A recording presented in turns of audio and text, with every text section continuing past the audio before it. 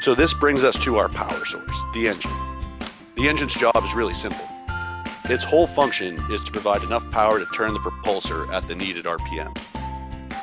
The rotating propulsor generates the thrust and demands the power.